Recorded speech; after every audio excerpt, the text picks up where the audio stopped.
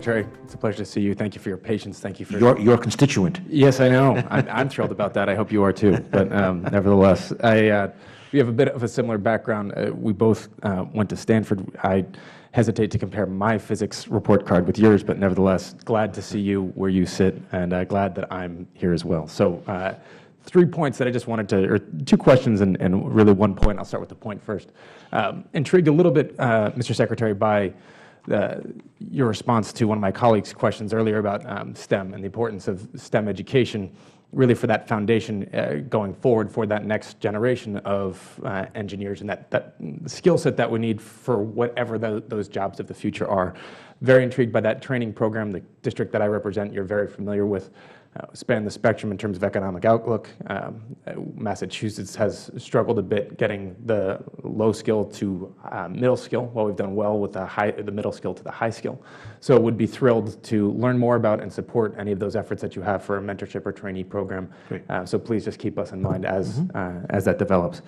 Now for the 2 questions. First, and Mr. Secretary, MIT, as you mentioned and you spoke about this briefly, it's home to one of the world's foremost plasma fusion energy science programs, the MOD-C facility, which I had the pleasure of touring a couple of months ago.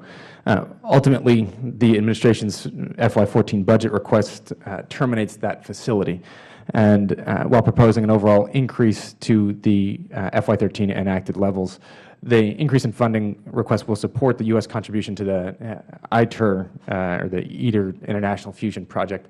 I know the sensitivities around this given your former position at MIT, but I just wanted to ask generally your thoughts about the importance of making investments in fusion energy and what that means for that all of the above energy outlook that you talked about going forward, if you can.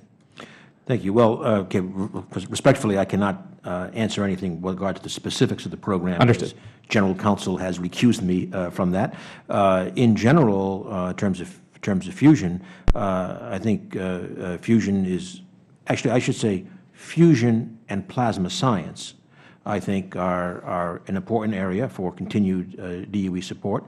Plasma science really is another kind of phase of matter, and then fusion has a long-term, and it is still long-term, possibility as an attractive energy source. So I support the general idea of continuing fusion research, for sure. And again, Mr. Secretary, keeping it general, as you said, those long-term investments, we still, just because it is a long-term horizon doesn't mean that we don't make the investment. Would you agree?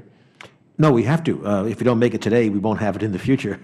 I would agree with you. And second, building off a little bit of what you said, sir, you've talked quite a bit about, and there's been numerous questions today, about that all-of-the-above energy strategy.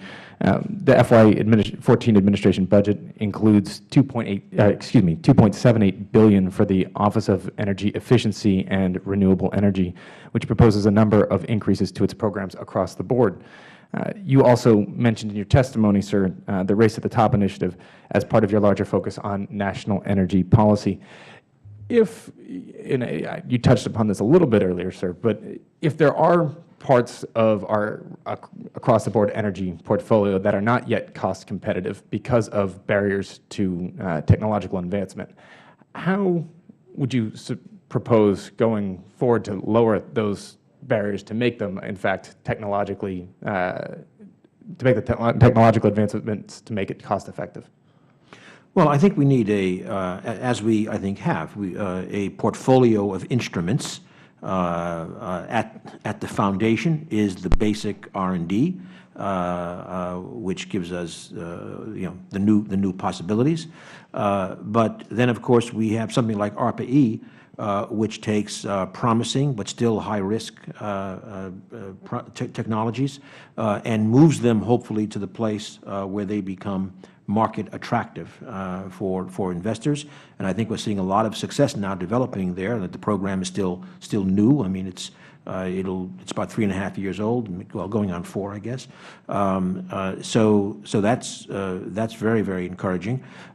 We also have then programs in the applied energy programs in selected areas for large-scale demonstrations. gentleman from North Dakota, for example, mentioned carbon capture and sequestration.